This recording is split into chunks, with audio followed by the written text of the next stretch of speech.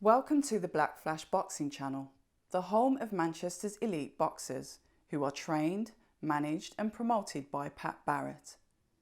In 1990, Pat was awarded the Geoffrey Simpson Award for being the best young British boxer of the year. Pat is also the former British and European champion, and in 1992 he fought for the World Welterweight Championship.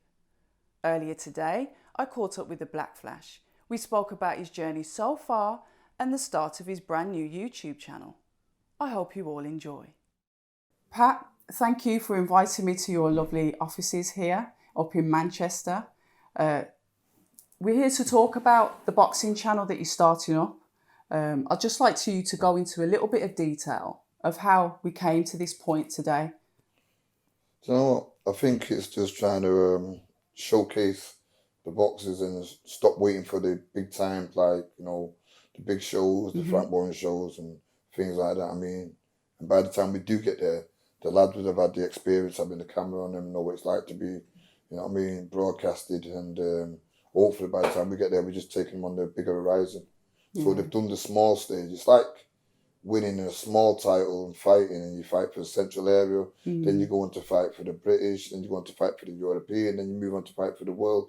It's kind of like stages, and this is what I'm trying to build, a platform where they've got that stages, where it's hard for them to get. Yeah.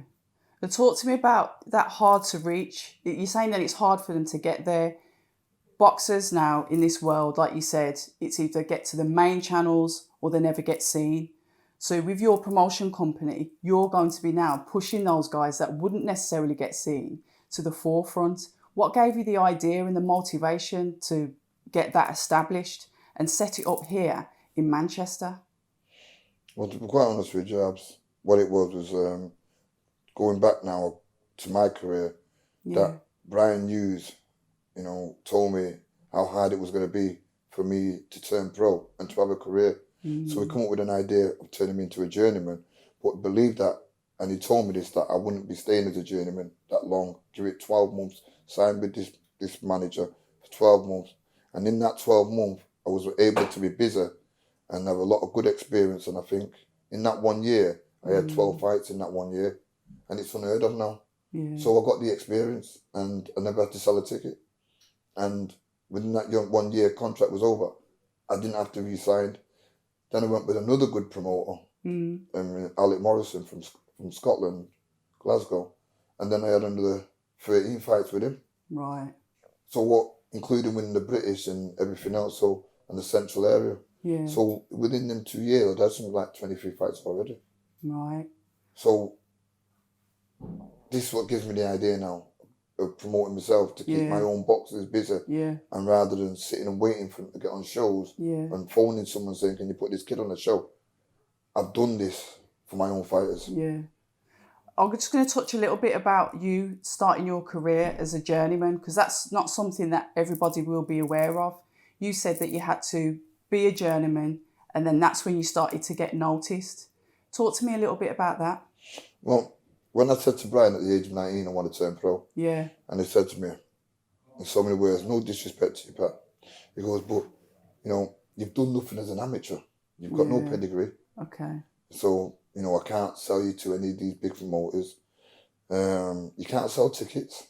So, again, they're not going to want to touch you. And you're a black fighter with all them things, and no disrespect when I say that.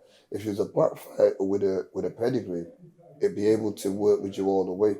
But because you've done nothing, it's going to be hard for you. Right. So you won't be getting no fights. But if you're a journeyman, people expect you to get beat. I know you won't get beat. So therefore, it's a plan. He goes, but I need you in this gym every day. Okay. That's one thing you're going to have to do. Be in this gym, practicing, learning. Yeah. And you know what? He said the key to be this is defence. And all he's doing, he had kids gloved up, throwing bombs at me blocking and slipping and just defending, not throwing back. And I knew why he meant it now, because when I used to go to these away fights and be the person that turned up to get beat, these kids would just come out one-dimensional to try and knock you out because they've sold a lot of tickets. Yeah. And when they couldn't knock you out, they got found out. Yeah. And that's where I stopped a few. I went, and basically because of a good defence, that got me through it. and they would blow out and I would take over. Mm. And that's when I realised the art of boxing is about defence Yeah. and a good left jab. Yeah. Because one day it was tiring, my jab was getting better and better, and I was breaking them down. And that's where it all comes from when I say the legacy Yeah. of Collis and Mostyn. Yeah. It's teaching that legacy and knowing how to. Yeah. No, it makes sense. And you said about, obviously, with your boxing channel now, tell us a little bit about moving forward, what you're hoping to provide for the viewers at home. Give us a little bit about your method, your strategy, and what the public should expect to see from, Black Flash Boxing Channel. Right. Lyndon said something to me very, very important. And he said to me, Pat, could you imagine if I would have started out on TV, on these big shows? Yeah, I mean, like Anthony Yard. Where would I have been now? I said, it wouldn't make a difference, Lyndon. If you would have started out like Anthony Yard, you wouldn't have learnt the game. See, on these smaller shows, you learn the game. And whatever mistakes you make, it's not untelevised. It goes unmissing. So by the time you do fight on TV, you're going to be showcased. So same going back. These kids now will learn the game. Okay. And they'll learn it in a good, whole-fashioned way. Where if they make mistakes, say they got put on their ass. Yeah. No one doesn't see it. It's unheard of. It doesn't get talked about. Oh, well, in his first fight, he got dropped. But if it was on TV, oh, he's known for the cameras. Is this and that. So, you know what I mean? So you can go through the mistakes very easily. Yeah. Yeah. And this is what it does. Because small old shows now are becoming extinct. Nobody wants to put them on. Because why? Oh, we lost this much money. I don't care about losing money. I'm doing it for my fighters. And I've lost so much money doing this. But then what I've got is something valuable. Yeah. Zelfa and Lyndon. Yeah. Two of the best prospects in this country. Yeah. So tell us a little bit about the fighters that we can expect to see on your YouTube channel.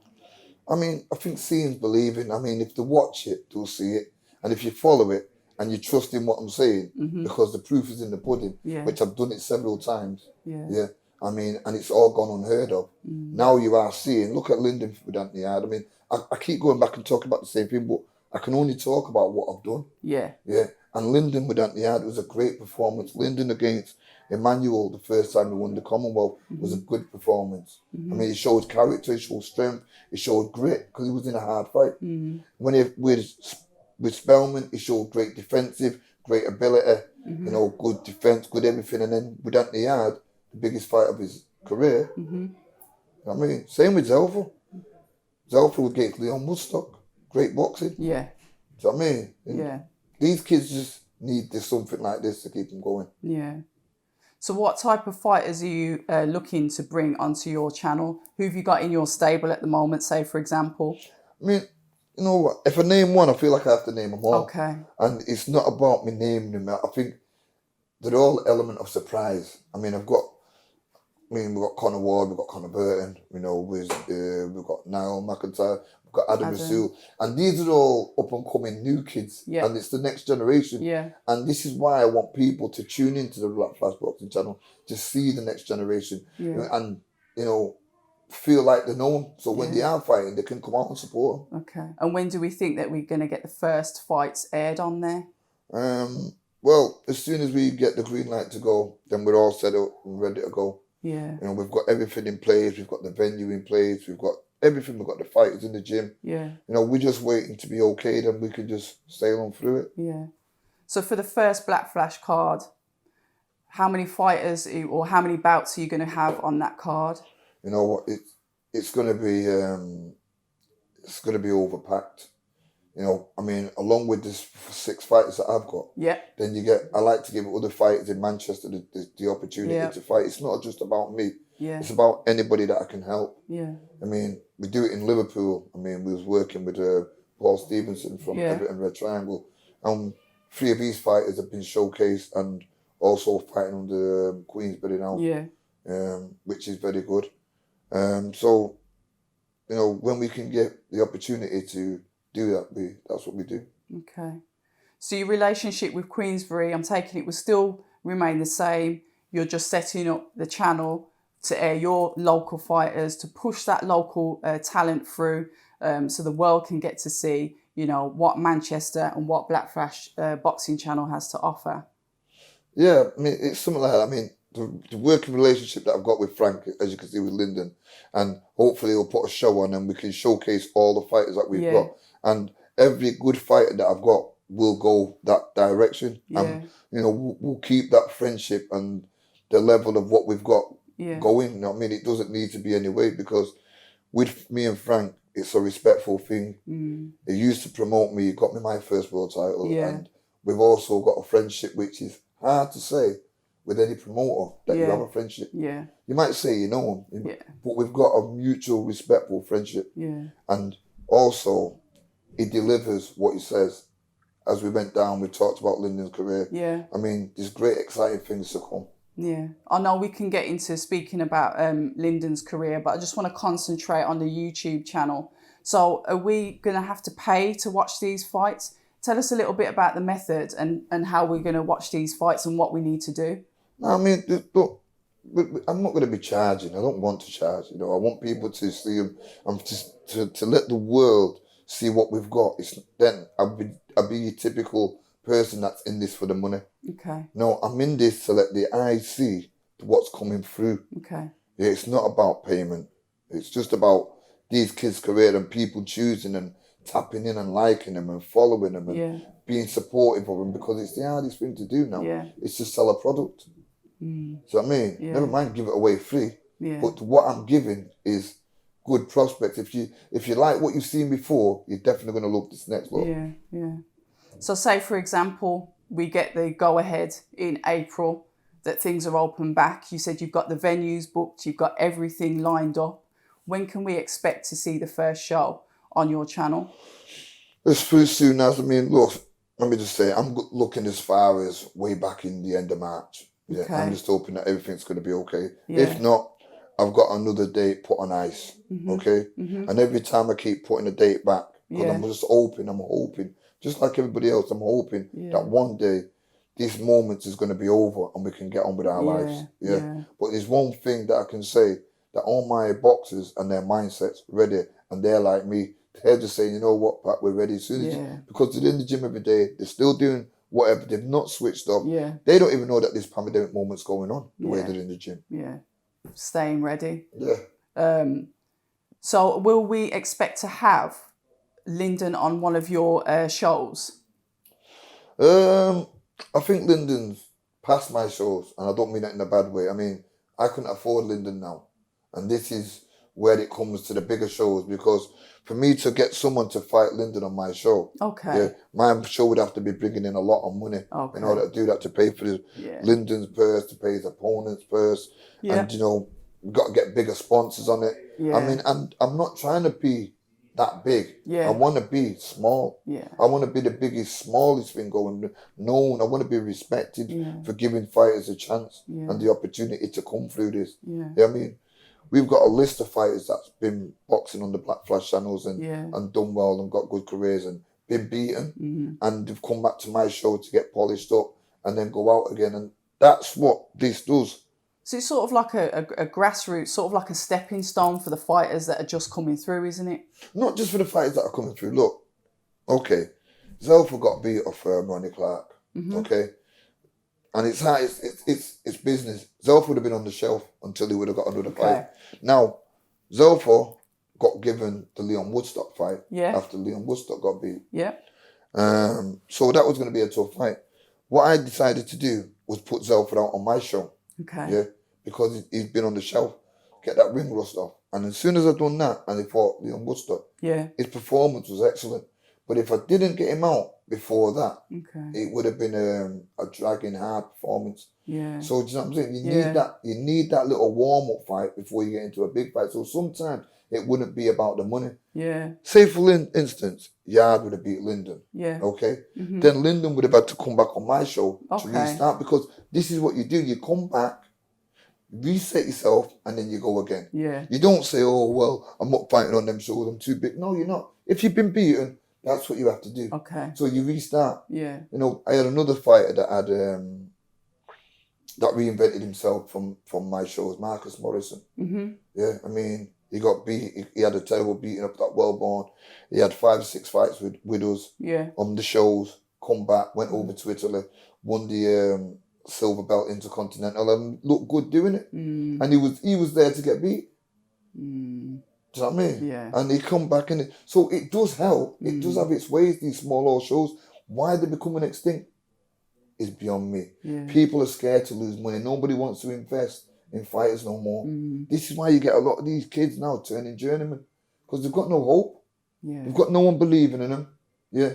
And they're thinking that they can't make it. Yeah. I wouldn't mind if they turn journeyman to restart themselves and still believe that they can beat things. But boxing can be a funny game. Yeah. People are saying, oh, you've got a good kid here. Make sure he just does a few rounds and he doesn't get hurt. And I was about to say, I mean, seeing that there are journeymen out there and we see them like on a lot of pro debuts when a lot of people are turning over pro and then they put them in against somebody who they should beat. I mean, you being that, from that, you started your career like that. What advice would you give to somebody that is on that shelf, sort of on that journeyman, but they have got potential? What advice would you give to them? Well, look, what I advise, if I see that, I'd take them under my wing. Okay. And I've done it before with a fighter that used to work with us in the gym, Paulino De Silva. Okay. I met him as a journeyman and turned him into a prospect. Yeah. And I've seen it done before. Right. But for me to give any fighter out, I wouldn't do that. I wouldn't expect all journeymen to run to me and say, look, give us that opportunity, you know what I mean? Because it's what they've got to do themselves. Yeah. I had one person believed in me and started my career as that. Yeah. And in his heart and his soul know that I'm going to be better than that. But it was the only way that he could give me a start as a professional. Yeah. Because otherwise, I wouldn't have had nothing. Yeah. And I'm grateful for that because the knowledge from that is what the reason why I've set up Black Flash Promotions. Yeah. And then as a promotion, as a promoter putting shows on, to now launching my own channel. Yeah. So I can also showcase what I've got rather than paying cameramen to come in and, you know, it killing my show and I'm struggling again because they're charging nearly £2,000 to come and film it. Everybody wants to film it and I can't let people down. So I'm trying my ways to please everybody and it's bringing me down. Yeah. But it's given me the strength because a lot of people has doubted what we've done. Yeah. Zelf was doubted, Lyndon was doubted, everything gets doubted. And we proved them wrong. We're still here 6 years down the line. Yeah. So you were doing shows before. This is not something that is new to you. So why YouTube? Why say, okay, we're going to take this online? What made you make that decision to do that change? Because again, it just helps the fighters when I take. If I go to Frank and I said to him, I've got a fighter that is 6-0. Yeah, he's still going to work with it. But if I say I've got a fighter who's 6-0 and he can sell tickets and he's totally ready made, then I can make the best career for him. Yeah. And get the best deal with Frank. Yeah. Because it's a no-brainer. Yeah. You've not done nothing for this fighter. Yeah. I'm giving it you completed. Yeah. The only thing that you're going to do is, I know that any fight that I create is going to be what people want to see for TV. It's going to be exciting. You can punch, you can box, you can think. It's going to be all them things. Yeah. Because if they're not, then I'm not going to take them. What would be the point? Yeah. I don't want you just your normal average boxer. You've got to have something special about you. Yeah. You've got to have that spark. Yeah. Yeah. And if you don't have that spark, people don't want to know. And I'm letting my fighters know that you have to help yourself and work with me on what we're doing. Yeah. And if you're not going to work with me, then I can't give you a career. Yeah. Do you know what I mean? So we work together as a team. Yeah. So it's a bit of a balancing act then, because we still know that you train your professional fighters. So you're training your professional fighters, you're managing, and now you're promoting. How do you fit all of that in? How do you juggle all of that at once? You know what? I'm not going to say it's easy, but it's knowing, like, to be disciplined in this area. Okay. Like, cut off, like, now, for instance, I've got Zelfa fighting next week. Yeah. So my job really should be on Zelfa. Yeah. But as you know, I've done everything. Yeah. And there's nothing more I can do now. Yeah. We've done all the work. All the hard work's been done. Yeah. Zelfa just making weight now. Yeah, and sitting and chilling. So this is where I can section up and just concentrate on this section here now. Yeah. And then tomorrow, forget about this section. Go back into overdrive. Sit down with Zelfa. Yeah. And make sure we've got everything right again. Yeah. Make sure he's okay. Make sure his frame of mind is good. Yeah, and that's what I keep watching out for. Yeah. And at the moment, he's looking great. He's feeling great. Yeah. He's talking good. He's very positive. Yeah. So you're travelling down, obviously, to be with him, to go into the bubble. So what happens with your other fighters when you're down there with Zelfa in the bubble for his fight? Who takes over that part of coaching your pro fighters that you've got in your stable? Well, I've got one of my ex-boxers that was a very good prospect. He was 10-1, Sean Ben Mulligan. Yeah. And Sean Ben now, he'll take over from me, and he knows the basics from what I want. Okay. He'll let him do the basics. I'll give him the rundown, Yeah. what we want to do, the basic drills. Yeah. He'll do the basic drills, take them out on the sprints, Yeah. and do the odd circuits with them until I get back. Yeah. So it's like balancing plates at the moment, isn't it? It's easy. It's because it's already pre-done. Yeah, yeah. So moving forward and talking about like your sponsors and who's helped you get this journey, get this, this strategy, this plan on the road. Who have you got as sponsors? Who's involved in the backing of, the Black Flash Boxing channel? Scott Hargreaves, Manchester Joinery. Yeah. RDX, Jamie from RDX. Yeah. I mean, they've been great from day one. Yeah. We couldn't have done it without them. They've helped Zelfa, they've helped Lyndon, they've given the gloves, they've given us all the equipment. They've rigged all the gym out for us with the RDX equipment, the bags, the actual frame that goes around that holds the bag. So, I mean, without these kind of people helping, and this is only the beginning. Yeah. I mean, it's been great. So, I mean, Scott Selper's put the studio together here, the office, what you've seen back there. Helped us to build the Black Flash headquarters. Yeah. It's come through him. Yeah. So, it's... Yeah. So your plan, we're going to say a 5-year plan. What else can we expect to see from yourself and Black Flash Promotions, Black Flash Boxing Channel, the legacy that you're building? Well, that every one of them young kids that are in the gym will have a title in 5 years' time. And that's the way I see it, because it's what I believe. Unless they pack it in themselves. Okay. And that's it. But I'm putting a belt on every one of them kids in that gym. Because they've seen it done before. They believe in it. They know how important the left jab is in a fight. They know how great defense is.